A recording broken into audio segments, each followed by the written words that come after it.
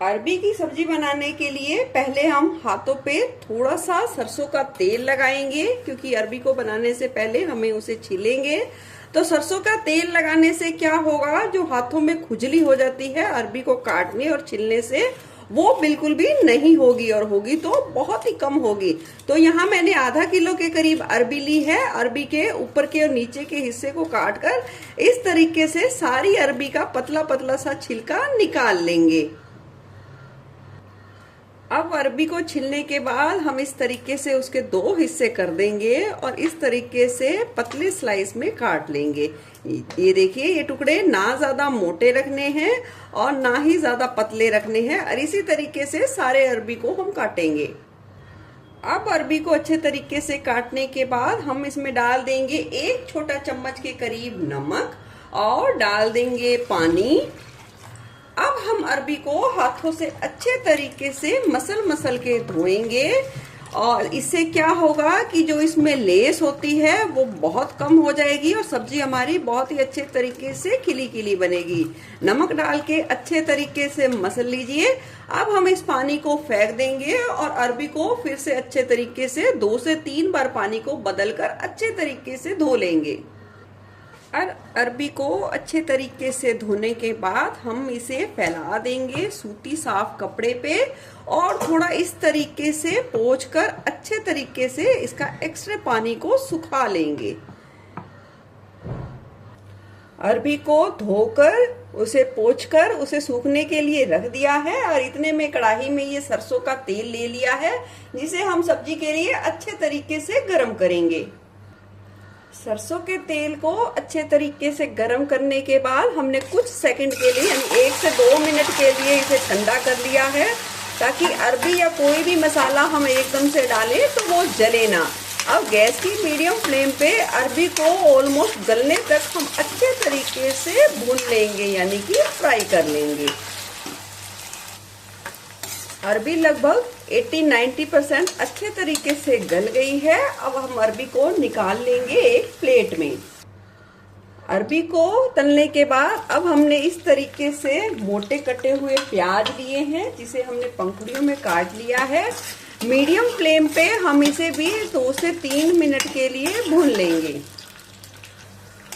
प्याज को भी निकाल लेंगे। प्याज को हमें ज्यादा नहीं सेकना है, इस बात का ध्यान रखें। अब बचे हुए तेल में हम डाल देंगे जीरा। अगर आपको अजवाइन का टेस्ट पसंद है तो डाल देंगे थोड़ी सी अजवाइन, 1/4 चम्मच के करीब। जैसे ही जीरा और अजवाइन थोड़ा सा चटकेगा, डाल देंगे हम बारीक कटे हुए प्याज। मीडियम फ्लेम पे 3 से 4 मिनट के लिए भून लेंगे। प्याज जैसे ही थोड़ी देर भुनेंगे, डाल देंगे घिसा हुआ अदरक और लहसुन, इसे भी थोड़ा सा भून लेंगे। थोड़ा सा भुनने के बाद अब हम इसमें डाल देंगे 1 बड़े साइज का इस तरीके से मोटा कटा हुआ टमाटर। टमाटर को यहाँ हम ज्यादा नहीं गलाएंगे, हल्का नरम होने तक पका लेंगे। चलिए, टमाटर जितने नरम हमें सब्जी के लिए चाहिए थे उतने अच्छे तरीके से हो गए हैं। अब हम इसमें सब्जी में डाल देंगे स्वाद के अनुसार नमक। बिल्कुल थोड़ा सा ही डालेंगे काला नमक। 1/4 चम्मच डाल देंगे लाल मिर्च पाउडर। आधी छोटी चम्मच के करीब डाल देंगे हल्दी। आधी छोटी चम्मच डाल देंगे धनिया पाउडर। थोड़ी सी कुटी हुई काली मिर्च। 1/4 चम्मच डाल देंगे भुना जीरा पाउडर। 1/4 चम्मच डाल देंगे अनारदाना पाउडर। अगर आप अनारदाना पाउडर नहीं डालना चाहते तो इसके बदले आप अमचूर पाउडर का इस्तेमाल कर सकते हैं। 2 से 3 चुटकी के करीब डाल देंगे गरम मसाला। गरम मसाला कम ही डालिए, नहीं तो सब्जी का सारा टेस्ट गरम मसाले में ही खत्म हो जाता है, तो इसलिए गरम मसाले का इस्तेमाल कम करें। डाल दी है मैंने थोड़ी सी कसूरी मेथी।